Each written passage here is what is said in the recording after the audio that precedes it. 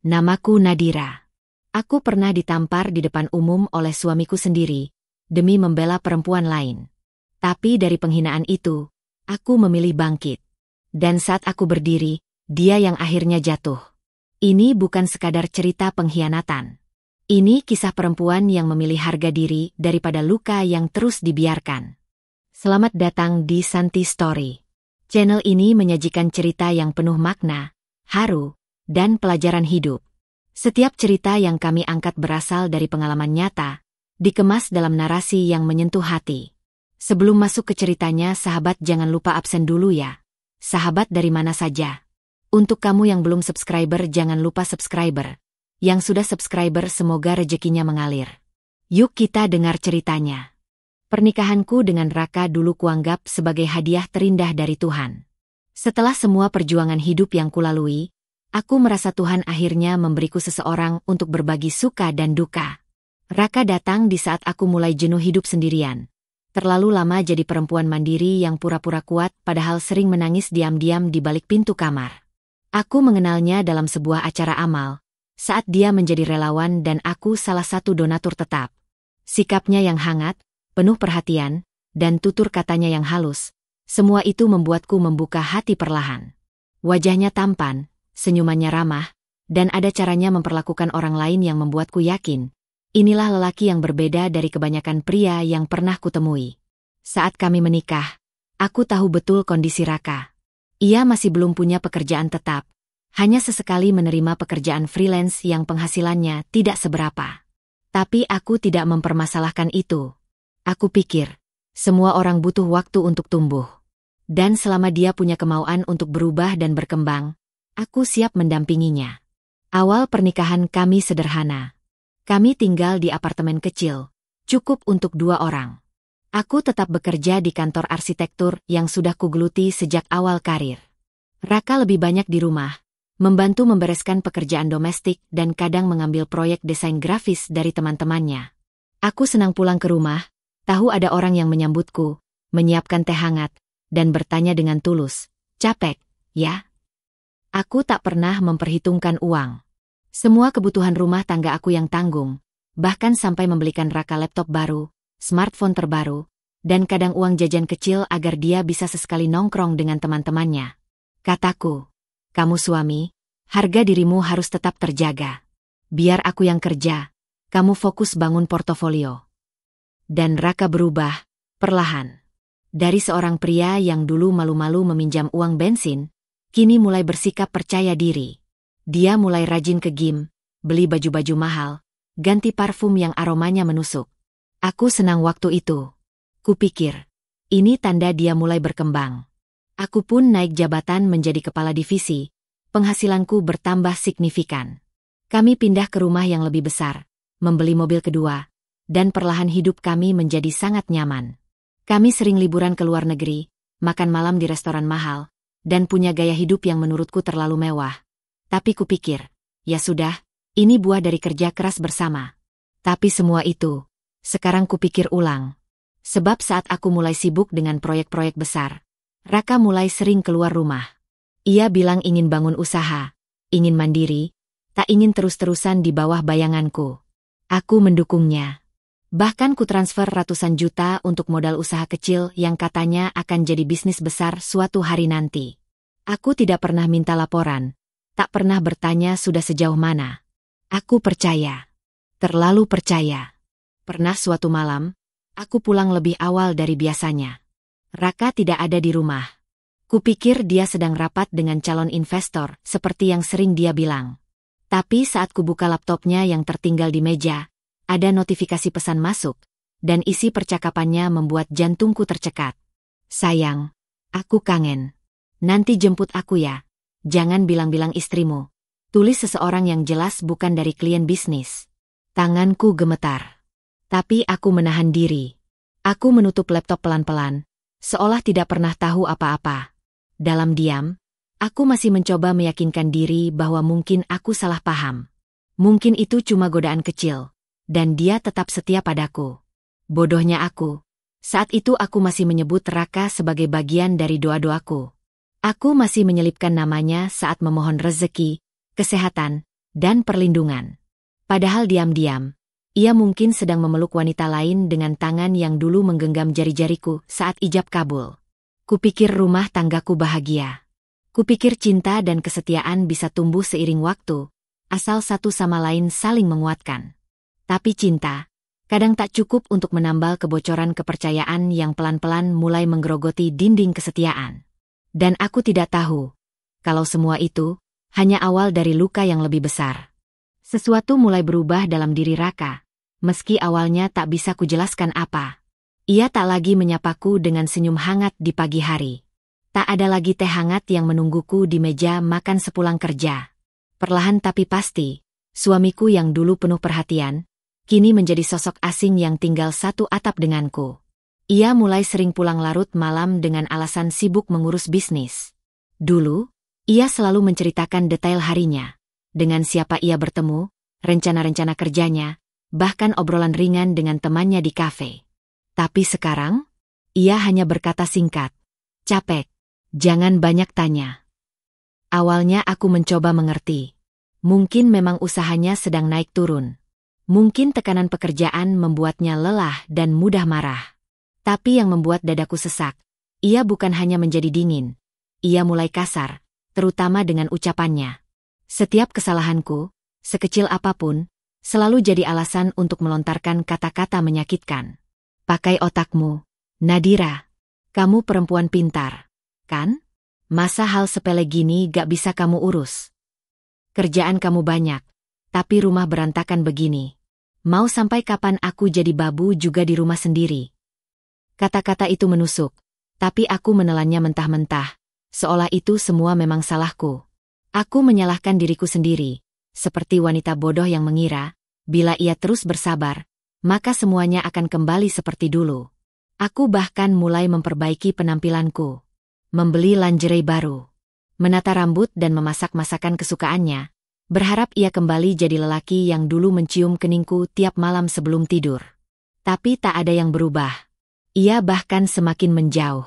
Kadang, saat aku memandang wajahnya dari balik meja makan, hatiku terasa asing.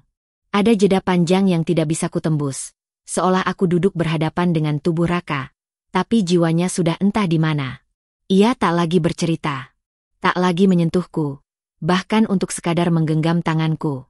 Aku ingat suatu malam, aku bangun karena mimpi buruk. Nafasku tersengal, keringat dingin membasahi punggung. Kucari tubuh Raka di sisi ranjang, kosong. Kupikir ia sedang di kamar mandi, tapi tak lama kulihat lampu mobil menyala di garasi. Kupandangi dari balik jendela kamar atas. Dia baru pulang. Pukul 2 dini hari. Dan saat masuk rumah, ia hanya berkata, "Urus saja dirimu sendiri. Aku nggak butuh istri yang kepo." Malam itu aku menangis di kamar mandi, duduk memeluk lutut di lantai dingin. Aku mencoba menekan suara tangisanku, agar tak terdengar. Bukan karena takut dimarahi, tapi karena aku malu pada diriku sendiri. Kenapa aku tetap bertahan? Aku tidak tahu bahwa pada saat yang sama, ada perempuan lain yang sedang menikmati semua perhatian yang dulu menjadi milikku. Namanya Citra. Aku baru mengenal nama itu belakangan, saat semuanya mulai terbuka satu persatu. Ia wanita muda, bertenaga, dengan senyum manis yang menipu. Seorang wanita yang tahu bagaimana berpura-pura rapuh di depan pria demi mendapat perhatian.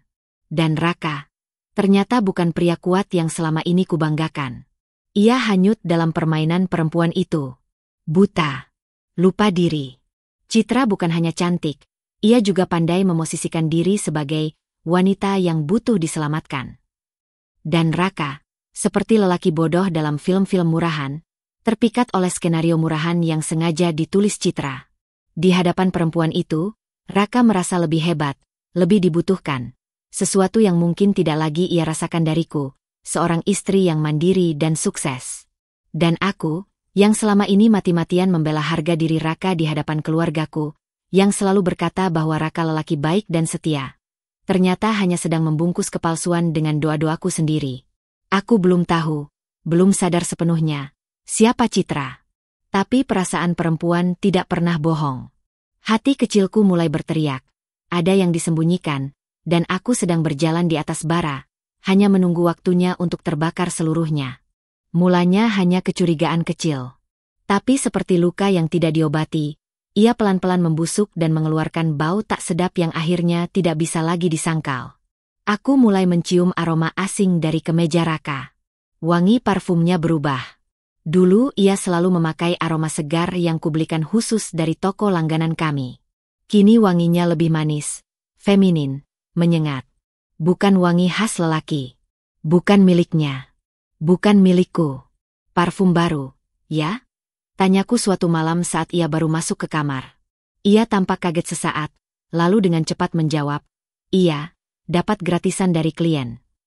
Aku tersenyum. Tapi dalam hati, aku mengingat dengan jelas betapa cepatnya ia menjawab. Terlalu cepat. Seolah jawaban itu sudah disiapkan jauh sebelum aku bertanya. Sejak itu, aku mulai memperhatikan hal-hal kecil. Rekening kami, yang biasanya aku pantau sesekali, tiba-tiba muncul transaksi-transaksi mencurigakan. Ada pembayaran hotel bintang 5 di tengah minggu. Belanja butik perempuan. Transfer ke rekening pribadi dengan nama tak kukenal. Setiap kali kutanya, jawabannya selalu serupa. Urusan bisnis, atau investasi kecil-kecilan. Kebohongannya rapat. Tapi hatiku jauh lebih tajam. Ia juga makin sering memegang ponselnya dengan gelisah, sering keluar kamar saat menerima telepon. Kadang suaranya mengecil, dan saat aku mendekat, ia segera mengakhiri panggilan dengan cepat. Bahkan saat tidur pun ponselnya ia simpan di bawah bantal. Dulu, ia tidak pernah seperti itu. Puncaknya terjadi saat suatu pagi aku hendak meminjam ponselnya karena baterai ponselku habis. Ia langsung merebut ponsel dari tanganku, dengan nada tinggi. "Kenapa gak pakai punyamu sendiri? Jangan usil."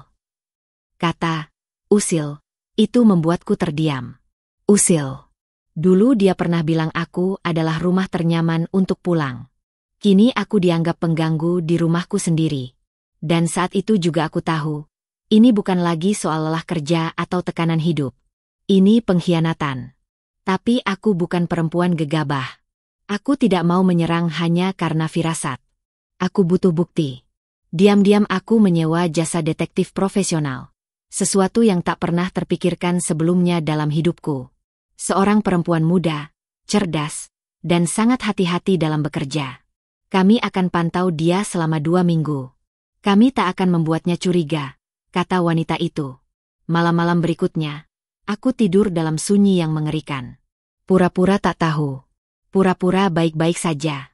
Sementara di dalam hati, aku berteriak seperti orang gila. Aku tetap memasak sarapan, menyetrika bajunya, menyiapkan kopernya saat ia bilang akan keluar kota 2 hari. Aku memeluk luka, dan menyembunyikan tangis di kamar mandi setiap subuh. Hari ke-14, detektif itu mengirimkan folder dokumen, foto, dan 1 rekaman video. Tanganku gemetar saat membukanya. Di layar terlihat Raka berjalan beriringan dengan seorang perempuan muda, mengenakan gaun merah muda, masuk ke sebuah hotel. Mereka bergandengan tangan.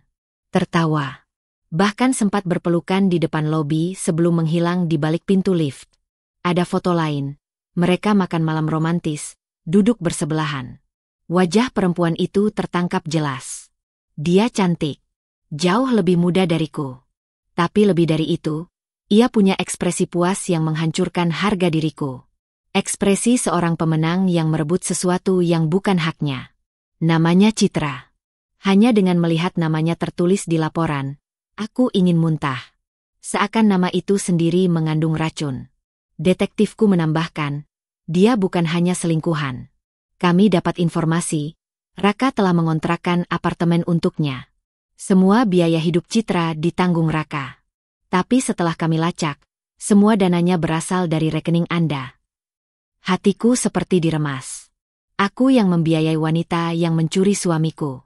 Uang hasil kerja kerasku, yang kutabung sejak aku tidur di kos sempit tanpa AC, digunakan untuk menyenangkan wanita yang menggerogoti rumah tanggaku. Aku duduk memeluk diri sendiri malam itu. Di ruang tengah. Gelap. Tanpa lampu. Aku menangis tanpa suara. Hanya isak pelan, seperti suara napas yang patah. Rasanya tubuhku sudah mati separuh. Tapi entah kenapa, hatiku belum benar-benar ingin menyerah. Masih ada bagian dariku yang berteriak. Mungkin dia hilaf. Mungkin dia bisa kembali. Mungkin rumah ini masih bisa diselamatkan. Itulah bodohnya aku. Masih berharap pada orang yang telah menjatuhkan martabatku. Masih percaya pada cinta yang jelas-jelas telah ditukar dengan dusta. Tapi saat itu, aku memang belum siap untuk membenci. Aku masih perempuan yang mencintai lelaki yang perlahan membunuhku. Dengan caranya yang manis dan halus. Hari demi hari, luka di hatiku bukannya mengering. Ia justru makin dalam, terbuka lebar seperti tak pernah ingin sembuh. Yang lebih menyakitkan, bukan hanya karena aku dikhianati, tapi karena aku melihat dengan mata kepalaku sendiri, Raka mulai merasa nyaman menggandeng Citra di depan umum. Seolah-olah aku tak pernah ada dalam hidupnya. Seolah-olah status pernikahan kami hanyalah formalitas yang bisa ia injak dengan sepatu kebanggaannya. Aku melihatnya pertama kali di sebuah kafe di tengah kota. Tempat yang biasa kami kunjungi tiap ulang tahun pernikahan. Entah mengapa hari itu langkahku membawaku ke sana. Padahal aku hanya ingin menenangkan diri. Tapi semesta seakan sengaja memperlihatkan apa yang selama ini kusembunyikan dari diriku sendiri. Raka duduk di sudut ruangan yang sama. Tempat kami biasa memesan meja, tapi bukan denganku. Ia menggenggam tangan Citra, mengusap punggungnya dengan lembut, bahkan menyuapinya potongan kue coklat sambil tersenyum.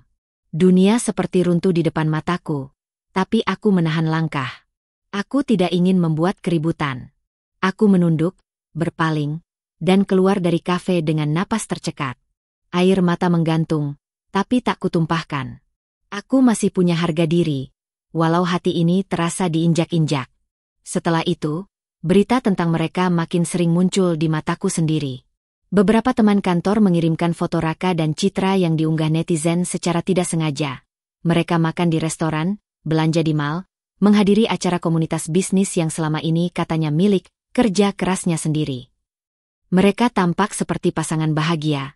Tak ada sedikit pun rasa bersalah di wajah Raka. Pernah, saat ia pulang, aku memberanikan diri bertanya dengan nada tenang, walau tubuhku gemetar. Raka, kamu masih anggap aku istrimu, kan? Ia meletakkan tasnya dengan kasar dan menatapku tajam.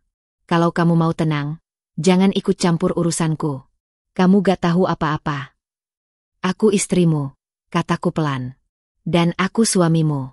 Tapi bukan berarti kamu bisa atur hidup aku. Kalau kamu pengen tenang, diam aja. Jangan bikin ribut. Jangan bikin malu, katanya sambil menatapku seperti musuh. Tatapan yang dulu hanya kutemui saat ia menghadapi lawan bisnis, kini tertuju padaku, istrinya sendiri. Aku menatapnya. Hancur. Aku yang selama ini berusaha menjaga pernikahan ini tetap utuh, dipaksa bungkam demi menjaga citra Raka di mata publik. Ia ingin tetap menikmati kenyamanan rumah, uang yang mengalir dari rekeningku, tapi bebas mencintai wanita lain sepuasnya. Aku ingin berteriak. Aku ingin melawan. Tapi entah kenapa, aku memilih diam. Mungkin karena aku masih menyimpan sisa cinta. Mungkin karena aku masih berharap ia akan sadar dan kembali. Atau mungkin, karena aku tahu, jika aku membuka aib rumah tanggaku sendiri di depan orang lain, yang akan dipertanyakan bukan hanya Raka, tapi aku juga. Seorang istri yang gagal menjaga suaminya. Jadi aku diam. Diam yang menyiksa. Diam yang membuatku menangis setiap malam di balik pintu kamar mandi, hanya agar Raka tidak mendengar. Diam yang membunuhku sedikit demi sedikit, tapi juga diam yang membangkitkan ketegaranku tanpa sadar.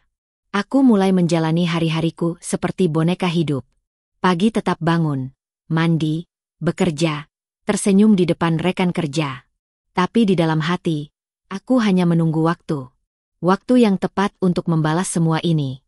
Bukan dengan kemarahan, tapi dengan cara yang akan membuat Raka tahu, aku bukan perempuan yang bisa diinjak tanpa perhitungan. Karena di balik kasih sayang yang kutabur selama ini, Raka ternyata hanya menyimpan pengkhianatan. Dan bila saatnya tiba, aku akan membuatnya mengerti bahwa luka ini tak akan kutelan sendiri. Hari itu aku hanya berniat membeli kado ulang tahun untuk keponakanku. Mal sedang ramai-ramainya. Musik Natal mulai diputar di setiap sudut, dan lampu-lampu hiasan menggantung indah di langit-langit. Tapi tidak ada yang bisa menyamarkan suara detak jantungku saat mata ini tanpa sengaja menangkap sosok yang amat familiar. Langkahnya, siluet tubuhnya, cara ia berjalan. Raka. Ia sedang berjalan dengan seorang wanita. Tangan mereka bertautan. Senyumnya lebar, tawanya lepas. Wajahnya jauh lebih hidup daripada saat ia bersamaku beberapa bulan terakhir. Dan wanita di sampingnya, aku tidak butuh waktu lama untuk mengenalnya. Gaun merah muda, sepatu hak tinggi putih, dan rambut panjang yang sengaja disisir ke samping. Citra. Wanita yang telah merampas suamiku. Aku membeku di tempatku berdiri, tepat di lantai 2 dekat pembatas kaca.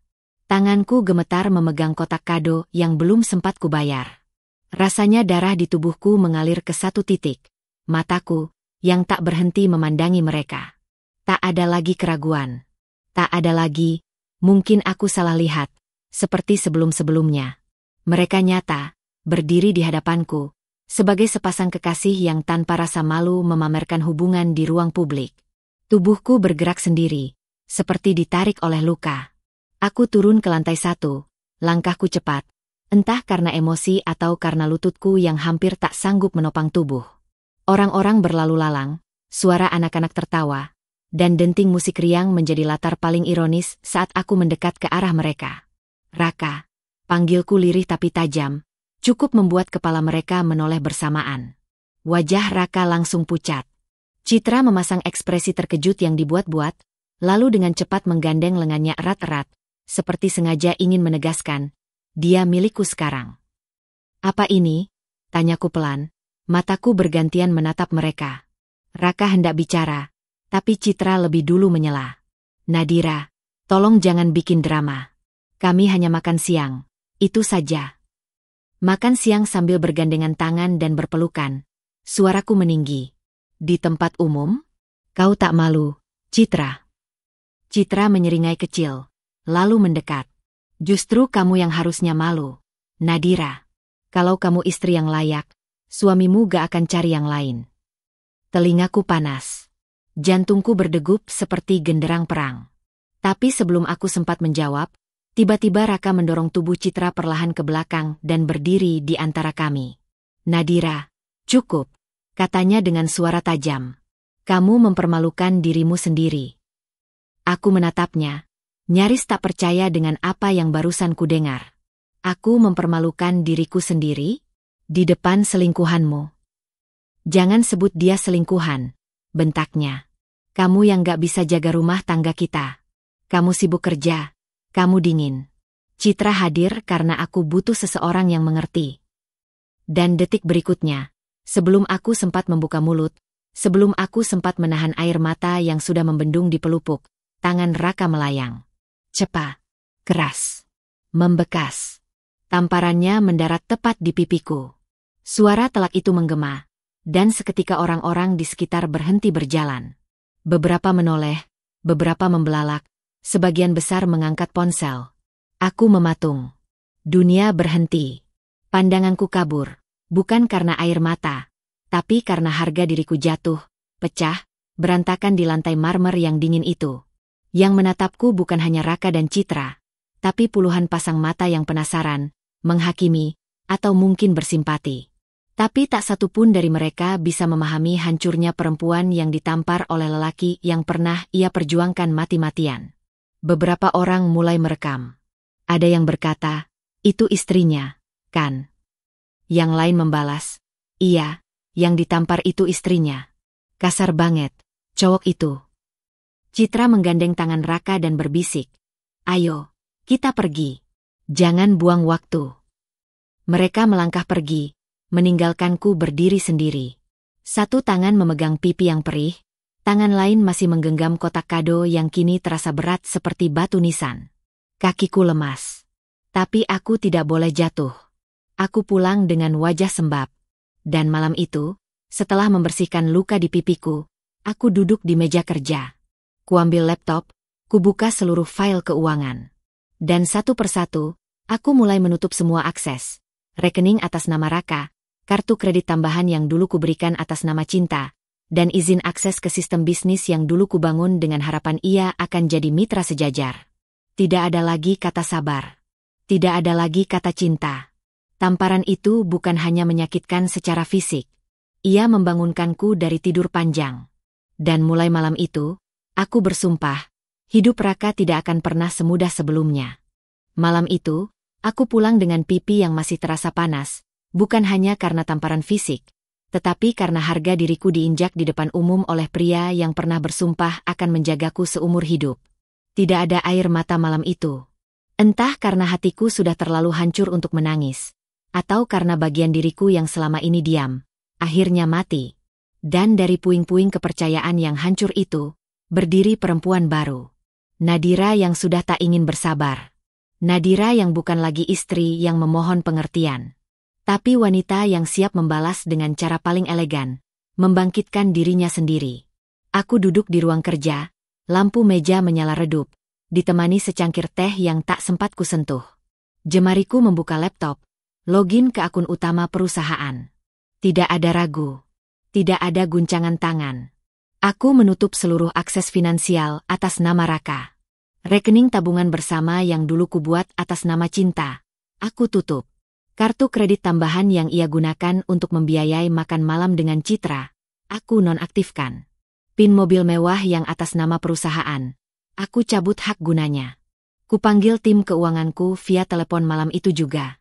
Mulai besok, semua yang berkaitan dengan nama Raka, aku tidak mau ada 1 rupiah pun yang mengalir. Suara di seberang sempat terdiam. Baik, Bu Nadira. Kami akan eksekusi malam ini juga. Satu persatu, semuanya kulepas. Tapi bukan dari aku, melainkan dari dia. Dan anehnya, saat semua itu selesai, aku merasa damai. Tak ada amarah, tak ada penyesalan. Hanya keheningan. Seperti selesai mengubur sesuatu yang memang sudah lama mati. Esok paginya, aku menerima pesan dari salah satu karyawan di showroom mobil kami. Bu, maaf, Pak Raka tadi datang ke kantor. Marah-marah karena mobil sportnya tidak bisa diakses. Kami sampaikan bahwa statusnya telah dicabut oleh pusat. Mau kami tindak lanjuti? Aku membalas singkat. Tidak perlu. Biarkan dia tahu sendiri kenapa. Dan dari hari itu, hidup Raka mulai retak, satu demi satu. Ponselnya penuh pesan notifikasi gagal transaksi. Kartu kreditnya ditolak di restoran yang dulu ia datangi bersama Citra. Saat ia menelpon bank, semua akses diblokir. Ia mencoba menghubungiku, aku abaikan.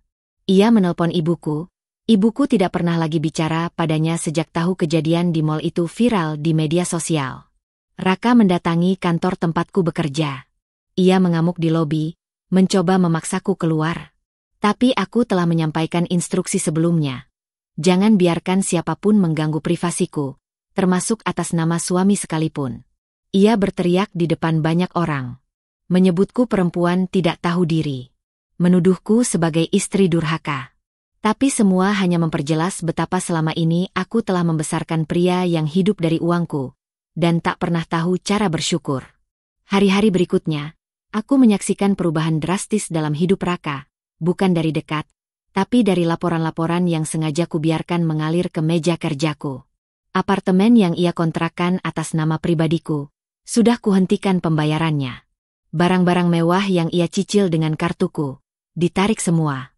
Bahkan pengeluarannya di aplikasi e-wallet pun langsung dinonaktifkan karena datanya terhubung ke rekening bisnisku. Dan Citra? Wanita itu hilang dari hidupnya dalam waktu kurang dari seminggu. Aku tidak perlu membalas Citra dengan tangan atau makian. Karena perempuan seperti dia, takkan bertahan hidup tanpa sumbangan rutin. Dan saat uang berhenti mengalir, cinta palsunya ikut mati. Raka mencariku, berkali-kali. Kadang dengan nada memohon, kadang dengan marah, kadang mengirim pesan suara penuh umpatan. Semua pesan itu aku simpan, bukan untuk melaporkannya, tapi untuk mengingatkan diriku sendiri. Aku pernah mencintai seseorang yang bahkan tidak layak disebut suami. Satu malam, saat aku duduk di ruang makan sendirian, aku membuka pesan terakhirnya. Dear, kamu tega. Ini semua karena kamu. Kalau kamu gak terlalu sibuk sama kerjaan, aku gak bakal nyari yang lain. Aku tersenyum tipis. Aneh, bukan karena sedih. Tapi karena akhirnya aku bisa membaca kalimat itu tanpa merasa bersalah. tanpa menunduk. Tanpa bertanya pada diri sendiri, apa aku memang istri yang kurang baik? Tidak. Aku bukan kurang baik. Aku hanya terlalu baik pada orang yang tidak tahu diri. Dan kini, aku berdiri di atas hidupku sendiri. Tanpa dia. Tanpa topeng. Tanpa beban. Raka terbangun pagi itu dengan kepala berat. Malam sebelumnya ia tidur di sofa ruang tamu apartemen sewaan yang beberapa minggu lalu masih dipenuhi tawa Citra. Tapi pagi ini terasa asing. Seng. Tidak ada suara sendok beradu dengan cangkir teh, tidak ada tawa manja, tidak ada aroma parfum yang biasa menguar dari kamar. Yang ada hanyalah secari kertas di atas meja makan, ditulis tergesa, dengan tinta yang samar seperti bekas air mata. Maaf, Rak. Aku gak bisa hidup seperti ini. Aku butuh kepastian, bukan kekacauan. Kamu terlalu rumit untuk dipertahankan. Aku pergi. Jangan cari aku. Citra. Raka menatap tulisan itu lama. Tidak ada amarah, tidak ada kejutan. Hanya hampa. Ia seperti mendengar suara pintu dikunci dari luar dan hidupnya tertinggal di dalam ruangan sempit ini. Ia meraih ponsel yang baterainya tinggal sedikit, membuka aplikasi bank untuk kesekian kalinya. Saldo, 0. Tabungan yang dulu ia banggakan sebagai hasil kerja kerasnya. Padahal semuanya berasal dari rekening Nadira, kini lenyap. Aplikasi kartu kreditnya tak bisa diakses. Semua transaksi ditolak. Bahkan pulsa listrik apartemen pun tinggal sedikit. Beberapa hari sebelumnya, ia sudah coba meminjam uang dari teman-temannya. Tapi tak ada satupun yang percaya. Namanya sudah tercoreng setelah video tamparan di mall itu viral. Banyak yang diam-diam menghapus kontaknya. Bahkan grup bisnis tempat ia dulu sesumbar soal proyek-proyek barunya, menendangnya keluar tanpa notifikasi. Mobil sport putih yang biasa ia pakai untuk menjemput Citra, siang itu resmi ditarik leasing. Satpam apartemen hanya bisa memandang iba saat petugas towing membawa mobil itu pergi. Sementara Raka berdiri di pinggir jalan tanpa bisa berbuat apa-apa, hanya mengenakan kaos tipis dan sandal jepit. Tak lama kemudian, petugas dari pihak pengelola apartemen datang dengan surat peringatan. Tunggakan sewa sudah 2 bulan. Raka diminta segera angkat kaki sebelum sore, atau mereka akan mengganti kunci pintu secara paksa. Ia mencoba menelepon Nadira. 1 kali. Tak tersambung. Ia coba nomor yang lain. Masih tak tersambung. Pesannya hanya centang 1. Semua kontaknya diblokir. Pikirannya kacau. Ia duduk di sudut ruangan, memandangi koper yang tak pernah benar-benar ia rapikan sejak pertama tinggal bersama Citra. Ia mencoba memanggil taksi online, tapi akunnya dibekukan karena tagihan belum dibayar. Dompetnya kosong. Ia bahkan tak punya cukup uang tunai untuk membeli nasi bungkus. Perlahan, semua yang dulu ia nikmati tanpa rasa syukur, satu persatu ditarik dari hidupnya, bukan oleh Nadira, tapi oleh takdir yang merasa cukup memberinya kesempatan. Malam menjelang. Ia membawa 1 tas ransel dan koper butut, turun ke lobi apartemen. Tak tahu harus kemana. Tak punya tempat kembali. Keluarganya pun telah memutus hubungan. Mereka kecewa. Ibunya yang dulu dibelikan gelang emas dari uang Nadira, kini bahkan tak mau menerima teleponnya.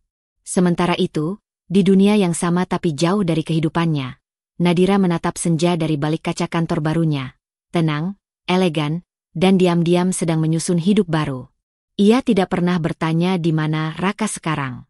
Karena ia tahu, seseorang yang pernah menghancurkan harga diri perempuan, cepat atau lambat akan berhadapan dengan hidup yang kejam. Dan Raka, untuk pertama kalinya sejak bertahun-tahun, berjalan sendirian di trotoar tanpa arah. Hanya ditemani bayangan penyesalan, dan satu suara di kepalanya yang terus-menerus berbisik. Kenapa aku sia-siakan perempuan yang paling mencintai aku, demi wanita yang bahkan tak tahan hidup tanpa dompet tebal? Tapi semua sudah terlambat. Dan hidup tidak pernah memberi kesempatan kedua pada orang yang mengkhianati cinta paling tulus. Hujan turun deras sore itu, membasahi halaman depan rumahku yang selama ini sunyi sejak Raka pergi. Butiran air jatuh di atas atap kaca, menciptakan suara gemerisik yang biasanya menenangkan, tapi kali ini membuat dadaku sedikit sesak. Ada firasat aneh yang tak bisa kujelaskan. Dan seperti yang sering terjadi dalam hidup, firasat seorang perempuan nyaris tak pernah salah. Ketika pintu pagar diketuk 3 kali dengan ritme gugup dan tak beraturan, aku tahu, itu dia. Aku sempat diam di balik tirai jendela. Hanya melihat sosok itu berdiri dengan payung kecil yang sudah rusak sebelah. Jaketnya basah, rambutnya meneteskan air, wajahnya kusut dan jauh dari citra Raka yang dulu penuh percaya diri. Di tangannya, ada tas kecil lusuh, seperti membawa seluruh hidupnya dalam satu benda. Aku membuka pintu perlahan. Tak ada senyum. Tak ada sapaan. Boleh aku bicara, Dir? Suaranya serak, nyaris tak terdengar karena hujan. Aku tidak menjawab. Hanya menepi, memberi jalan tanpa kata. Ia melangkah masuk, kaku. Seolah kaki itu sudah terlalu lama tidak melangkah ke tempat yang dulu disebutnya rumah. Ruang tamu terasa dingin. Bukan karena udara, tapi karena hatiku tak lagi menyisakan kehangatan untuknya. Aku tahu aku gak pantas ada di sini, katanya sambil berdiri di depan sofa, menunduk, tak berani duduk sebelum aku izinkan. Aku diam. Duduk perlahan dan menatap lurus. Kali ini, aku tak ingin menyelamatkannya dari ketidaknyamanan. Karena kenyamanan adalah kemewahan yang tak layak diberikan pada orang yang sudah mempermalukan kita di depan dunia. Ia menatapku. Matanya merah, ada sisa air hujan atau mungkin air mata. Aku tak peduli. Dir, aku salah. Aku bodoh. Aku terlalu silau. Aku kehilangan kamu. Dan baru sadar kamu satu-satunya yang pernah benar-benar mencintai aku. Aku menghela napas pelan. Kamu sadar karena hidupmu sekarang berantakan? Karena Citra ninggalin kamu? Karena uang sudah gak ada dan kamu gak tahu harus kemana? Bukan itu. Ia buru-buru menjawab, tapi kuangkat tangan memotong. Sudah. Gak usah berbohong lagi. Aku capek. Kamu datang bukan karena menyesal menyakitiku. Tapi karena kamu kehilangan kenyamanan yang dulu kamu anggap hakmu. Bukan karena aku, tapi karena hidupmu terlalu dingin tanpa aku. Raka menunduk dalam. Aku melihat tubuhnya gemetar. Entah karena basah, atau karena tak kuat menanggung rasa malu. Ia meremas tangannya, dan akhirnya duduk dengan pelan. Waktu aku tampar kamu di mall. Itu hal paling bodoh yang pernah aku lakukan. Suaranya parau. Aku lihat videonya. Aku sendiri gak kenal diriku. Aku menyesal, Dir. Aku sungguh minta maaf. Aku cuma mau kamu kasih aku satu kesempatan untuk perbaiki semuanya. Aku tertawa kecil. Tawa getir, yang tak mengandung bahagia. Kesempatan untuk apa? Untuk mengulang luka yang sama? Kamu pikir aku perempuan macam apa, Rak? Aku gak bisa hidup tanpamu. Dan aku justru baru benar-benar hidup setelah kamu pergi. Hening. Tak ada suara lain selain hujan yang masih mengetuk kaca jendela. Raka menatapku, matanya memohon. Tapi aku sudah tidak melihat lelaki yang dulu pernah kucintai. Yang kini duduk di hadapanku hanyalah bayangan dari seseorang yang pernah aku beri segalanya. Dan dengan tega mencabik harga diriku di hadapan banyak orang. Aku akan menggugat cerai. Dan aku mohon, jangan pernah datang lagi ke rumah ini. Ia tersentak. Dir, kamu serius? Aku mengangguk pelan. Aku sudah terlalu lama menyelamatkan laki-laki yang bahkan tidak peduli saat aku dipermalukan di depan umum. Aku perempuan, bukan tambal sulam hidupmu. Aku bukan tempatmu pulang saat kamu kehabisan arah. Dan yang pasti, aku bukan perempuan yang akan memaafkan tamparan yang disiarkan ke seluruh negeri. Matanya basah. Tapi aku tidak bergeming. Karena aku tahu, air mata seorang pengkhianat bukan air mata kehilangan, melainkan air mata karena kehilangan tempat bergantung. Aku berdiri, lalu berkata pelan, silakan pergi, Raka. Kamu bebas mencari hidup baru. Tapi tidak di sini. Tidak denganku. Ia berdiri dengan tubuh limbung. Menatapku sekali lagi sebelum akhirnya melangkah keluar. Hujan belum reda. Tapi kali ini, aku tak menawarkannya payung. Dan saat pintu tertutup kembali, aku bersandar di kusen, mengusap dada yang nyeri namun lega. Itu bukan akhir dari segalanya. Tapi awal dari hidupku yang baru. Sebuah hidup tanpa pria yang pernah menamparku bukan hanya dengan tangan, tapi juga dengan pengkhianatan. Ruang sidang itu dingin.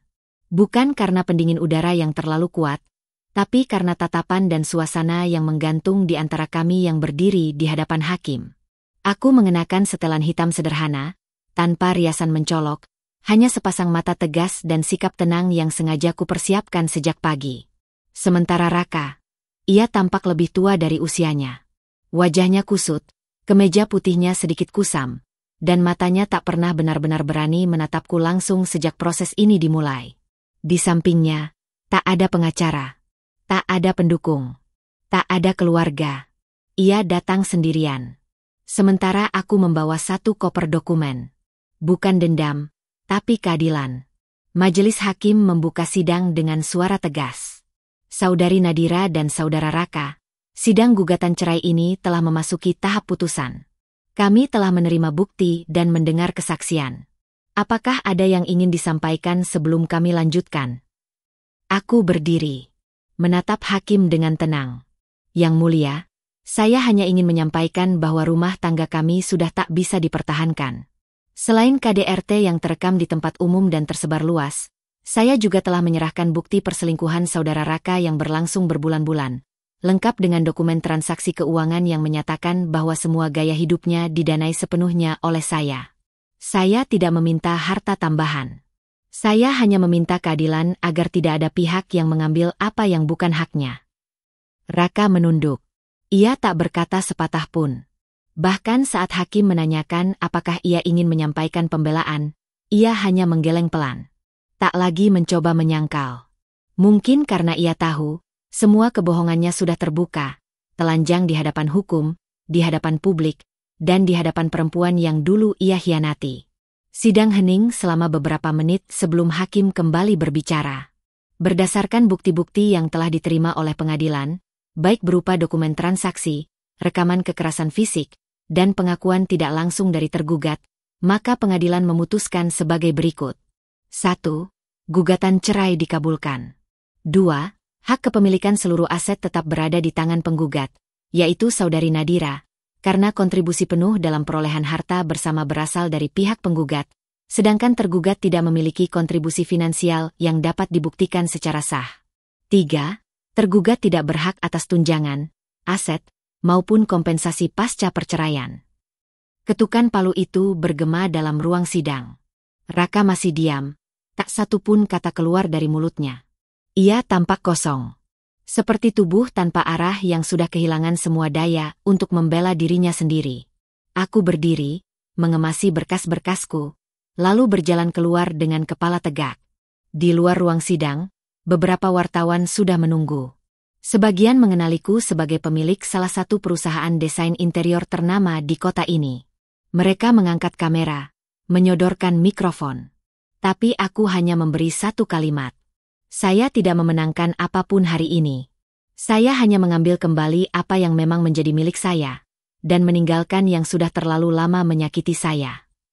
Tak lama kemudian, aku melihat Raka keluar dari gedung pengadilan. Tidak ada mobil mewah menjemputnya. Tidak ada koper besar. Hanya ransel yang dulu pernah ia bawa saat pertama kali datang ke rumahku bertahun-tahun lalu, kini kembali menghiasi punggungnya, tapi kali ini dengan kisah yang berbeda. Ia berjalan melewatiku. Sekilas mata kami bertemu. Ia sempat membuka mulut, seolah ingin bicara. Tapi aku hanya menundukkan kepala pelan. Isyarat bahwa semua sudah selesai. Tak perlu lagi kata. Tak perlu lagi permintaan maaf. Tak perlu lagi pengulangan kisah. Hari itu langit mendung. Tapi bagiku, hari itu adalah hari pertama aku merasakan terang sepenuhnya. Tanpa bayangan siapapun menutupi langkahku lagi. Pagi di rumahku kini terasa berbeda. Lebih sunyi, namun penuh kedamaian. Tidak ada lagi suara bentakan, tidak ada lagi langkah berat yang datang larut malam. Tidak ada lagi ponsel disembunyikan, atau aroma parfum asing menempel di baju seseorang yang kupanggil suami. Untuk pertama kalinya dalam hidupku, aku membuka jendela dengan napas lapang. Menyeduh kopi tanpa terburu-buru. Menatap taman kecil di belakang rumah sambil mendengar burung bersahutan tanpa takut akan ada yang memanggilku hanya untuk menyalahkan sesuatu yang sepele. Aku kini hidup sendiri, tapi tidak kesepian. Justru baru kali inilah aku benar-benar merasa utuh. Awal setelah perceraian, malam-malamku sempat lengang. Bukan karena aku rindu padanya, Tapi karena tubuhku belum terbiasa tidak berjaga. Hati ini, yang dulu seperti medan perang, selalu siap disakiti, selalu siap membela, kini perlahan-lahan belajar berdamai. Bukan melupakan, tapi mengikhlaskan. Dan saat aku merasa sudah cukup kuat untuk melangkah lagi, aku tahu, luka yang pernah menyayatku tak boleh sia-sia. Aku mulai menyusun rencana. Di balik semua trauma yang pernah kuderita, ada satu panggilan yang tak bisa kupadamkan. Aku ingin menjadi suara bagi mereka yang diam. Aku ingin menjadi tangan bagi mereka yang dijatuhkan. Aku ingin menjadi pelindung bagi perempuan yang merasa sendirian. Dengan modal pribadi dan dukungan sahabat-sahabat yang setia di sisiku sejak hari pertama keretakan rumah tanggaku, aku membangun sebuah yayasan, Pelita Perempuan. Sebuah tempat yang hangat, aman, dan penuh empati, bukan hanya bagi korban KDRT, tapi juga bagi perempuan yang terluka karena pengkhianatan dan pengabaian dalam rumah tangga. Hari pertama yayasan itu dibuka, aku berdiri di depan pintu, menyambut satu persatu tamu yang datang. Beberapa perempuan datang dengan luka memar, yang lain dengan luka hati yang lebih sulit dilihat. Ada yang datang sambil menggandeng anak kecil, ada yang datang sendirian dengan mata sembab. Dan saat mereka duduk, menceritakan kisahnya masing-masing, aku tidak sekadar mendengar. Aku memahami. Sebab aku pernah berada di titik terendah mereka. Aku tahu bagaimana rasanya ditampar oleh orang yang kau beri segalanya. Aku tahu seperti apa perihnya dituduh tak layak hanya karena memilih menjadi perempuan mandiri. Aku tahu betapa sunyinya hidup saat satu-satunya yang kau perjuangkan justru menusukmu dari belakang. Tapi yang paling penting, aku tahu bahwa luka bisa sembuh. Dan aku di sini untuk membuktikan itu. Aku membentuk tim psikolog, pengacara, dan relawan untuk memberikan pendampingan hukum dan terapi. Beberapa perempuan yang pernah datang kini menjadi sahabat baruku. Ada yang berhasil bangkit dan memulai bisnis kecil. Ada yang kembali menyekolahkan anaknya. Dan ada yang, seperti aku, mulai menulis kisahnya sendiri dengan akhir yang ia tentukan sendiri. Suatu malam, aku duduk sendirian di teras rumah, menatap langit yang bersih. Aku teringat masa-masa gelap dulu. Tapi kenangan itu tak lagi menghantui. Ia hanya hadir sebagai pengingat. Bahwa aku pernah hancur, tapi tidak kalah. Bahwa aku pernah dikhianati, tapi tidak membenci. Bahwa aku pernah jatuh, tapi memilih bangkit, bukan membalas. Kini, aku tahu, hidup tidak pernah menjanjikan kesempurnaan. Tapi hidup memberiku kekuatan, untuk mencintai diriku sendiri, dan untuk tidak pernah lagi memberikan seluruh hatiku pada orang yang tak tahu cara menjaganya. Aku tersenyum. Dan kali ini, senyumku bukan untuk menyembunyikan luka, tapi untuk merayakan satu hal yang sangat sederhana. Aku hidup. Tanpa beban. Tanpa dia. Tapi penuh dengan harapan baru. Hidup punya cara paling kejam untuk mengajarkan pelajaran pada mereka yang tak pernah belajar dari cinta, apalagi dari kesalahan. Dan Raka, kini adalah saksi dari semua itu. Ia duduk bersandar di dinding belakang sebuah tiang toko di salah satu mall paling besar di Jakarta. Ironisnya, mall itu adalah tempat yang dulu menjadi panggung tragedi, tempat di mana ia menampar istri sahnya di depan puluhan pasang mata, demi membela wanita yang kini bahkan tak peduli ia masih hidup atau sudah mati. Kemejanya lusuh. Wajahnya berdebu. Sepatu yang ia kenakan hanya sebelah, satunya lagi hilang entah di mana. Ransel kecil yang ia bawa bolong di bagian bawah, dan dari celah itu, kertas-kertas lusuh berisi surat peringatan dan sisa nota yang pernah dikumpulkannya, berhamburan tanpa arti. Di tangannya ada gelas plastik bekas air mineral yang kini digunakan untuk menampung uang receh. Tapi seharian ini belum ada satupun koin yang jatuh ke sana. Setiap kali seseorang keluar dari mall, ia menunduk, bukan untuk meminta, tapi karena malu. Karena tempat itu bukan sekadar mall baginya, tapi saksi hidup, di mana satu tamparan mengubah seluruh arah hidupnya. Dulu, dia berdiri gagah di tempat itu, menggandeng wanita yang ia banggakan, memamerkan kemenangannya, dan mempermalukan perempuan yang paling tulus mencintainya. Sekarang, bahkan satpam mall itu mengenalnya. Tapi bukan sebagai pria sukses yang dulu sering datang dengan mobil sport putih dan jam tangan mahal. Melainkan sebagai gelandangan yang tidur di emperan trotoar dan kadang diusir karena bau tubuhnya mulai mengganggu pengunjung. Ia pernah mencoba kembali ke keluarganya. Tapi ibunya yang dulu bangga ketika Raka membawa uang dan perhiasan dari hasil jerih payah Nadira, kini menutup pintu rapat-rapat. Sang ibu berkata pelan namun tegas, "Kamu malu-maluin. Aku gak bisa nerima anak yang menampar istri di depan umum, lalu jadi beban hidup semua orang." Ia juga pernah mencoba menghubungi beberapa rekan bisnisnya. Namun semuanya menghindar, seolah takut kotor jika namanya bersanding dengan Raka. Beberapa bahkan memblokir nomor teleponnya. Citra? Ia bahkan sudah lama menikah dengan pria lain. Kabarnya, pria itu kaya raya, lebih mapan, dan jauh lebih dewasa. Raka pernah melihat foto mereka di media sosial. Ia sempat berkomentar dengan akun palsu, hanya menulis satu kata, "Pengkhianat." Tapi tak lama kemudian komentarnya dihapus dan akunnya diblokir. Kini, ia hidup dengan bergantung pada belas kasihan orang lain. Tidur di emperan toko, mandi di toilet umum, makan dari sisa yang dibuang orang-orang. Ia bahkan pernah mengambil sisa nasi dari tempat sampah restoran cepat saji, hanya karena perutnya tak bisa lagi menahan lapar. Suatu malam, hujan turun deras. Ia menunduk di balik kardus, mencoba bertahan dari angin malam yang menusuk. Di seberang jalan, ia melihat seorang wanita berjalan dengan langkah cepat menuju mobilnya. Wanita itu mengenakan mantel hitam dan sepatu tinggi, terlihat anggun meski hanya sekilas. Raka menajamkan pandangannya. Nadira. Ia tahu itu. Langkahnya, cara dia membenarkan rambutnya, dan cara ia membuka pintu mobil dengan tenang. Hatinya bergetar. Rasa malu, rindu, dan penyesalan menyerbu seperti badai. Tapi ia tak sanggup bersuara. Ia hanya bisa menatap dari jauh, seperti seorang penonton dalam panggung hidupnya sendiri, yang kini tak lagi memegang peran utama. Mobil Nadira perlahan melaju pergi, melewati genangan air yang memantulkan cahaya lampu jalan. Raka masih duduk diam, tak beranjak. Di balik tubuh yang ringkih, ada jiwa yang retak. Dan di balik jiwa yang retak, ada pria yang akhirnya mengerti bahwa cinta bukan sesuatu yang bisa dibeli, dibohongi, atau dipermainkan. Bahwa perempuan yang ia permalukan, ternyata adalah satu-satunya yang benar-benar pernah berjuang untuknya.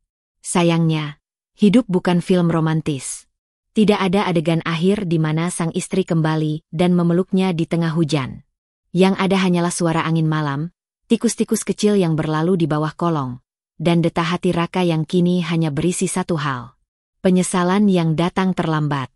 Langit senja menggelayut tenang di atas pekarangan rumah kecil Nadira. Udara sore terasa sejuk, angin berembus pelan membawa aroma tanah basah dan daun mint yang tumbuh subur di taman belakang. Nadira duduk bersandar di kursi rotan di balkon rumahnya yang baru, rumah yang tak mewah, tapi dipenuhi ketenangan. Bukan rumah yang dibangun bersama siapapun, melainkan rumah yang dibangun oleh luka, bangkit oleh harapan, dan disatukan oleh cinta yang ia pilih sendiri. Di sampingnya, duduk seorang bocah lelaki kecil berambut ikal, mengenakan kaos bergambar dinosaurus dan menggenggam boneka kain yang mulai lusuh karena terlalu sering dipeluk. Rafael, anak angkatnya. Anak yang tidak lahir dari rahimnya, tapi tumbuh di hatinya. "Kenapa Mama suka sekali duduk di sini?" tanya Rafael, menoleh ke arah Nadira dengan mata bulat penasaran. Nadira tersenyum, matanya menatap garis horizon yang perlahan menggelap. "Karena dari sini, Mama bisa lihat semuanya. Dan mengingat bahwa Mama pernah melalui masa yang sangat berat. Tapi sekarang Mama masih di sini. Masih berdiri. Masih hidup. Dan sekarang, Mama punya kamu." Rafael tertawa kecil, polos, lalu memeluk lengan Nadira. "Aku juga sayang Mama. Nanti kalau aku sudah besar, aku juga mau jadi orang kuat kayak Mama." Nadira menoleh, menatap bocah itu lekat-lekat. Dalam sorot matanya, ia melihat harapan yang tulus. Bukan lagi luka. Bukan ketakutan. Bukan kehilangan. Hanya satu hal yang tersisa dalam hidupnya kini, kedamaian. Ia teringat kembali tahun-tahun di belakangnya, tahun penuh luka, air mata yang jatuh diam-diam di kamar tidur saat suaminya belum pulang, saat kata-kata kasar menusuknya lebih tajam dari pisau, saat tamparan di tempat umum bukan hanya menyakitkan fisik, tapi membakar harga diri. Ia pernah jatuh, sampai sangat dalam. Tapi ia memilih tidak tinggal di dasar. Ia memilih naik. Bukan demi balas dendam, tapi demi dirinya sendiri. Kini, tak ada lagi dering telepon penuh ancaman. Tak ada lagi suara laki-laki yang memintanya memaafkan. Tak ada lagi wajah pura-pura menyesal di depan pintu. Raka, orang yang pernah ia cintai sepenuh hati, kini hanyalah nama dari masa lalu. Seseorang yang tenggelam dalam hidup yang ia rusak sendiri. Dan meskipun Nadira tak lagi peduli di mana pria itu berada, ia tahu karma tak pernah salah alamat. Nadira membelai rambut Rafael dengan jemari yang dulu gemetar karena takut. Kini tangannya tak lagi lemah. Ia telah menggenggam hidupnya sendiri, sepenuhnya. Ia menoleh ke arah anak itu dan berbisik, "Nak, kalau kamu besar nanti, ingat satu hal. Jangan pernah merendahkan orang yang pernah menolongmu. Karena ketika dia bangkit dari lukanya, kamu bisa tenggelam dalam karma." Rafael mengangguk, seolah mengerti. Malam turun perlahan. Cahaya lampu-lampu kecil di taman menyala satu persatu. Nadira menatap bintang pertama yang muncul di langit, bukan untuk meminta sesuatu, tapi hanya untuk berterima kasih. Pada Tuhan, pada semesta, dan pada dirinya sendiri. Ia tersenyum. Senyum yang lahir bukan karena semuanya sempurna, tetapi karena ia memilih untuk tetap bertahan, tetap mencintai, dan tetap hidup, meski dunia pernah membuatnya hancur.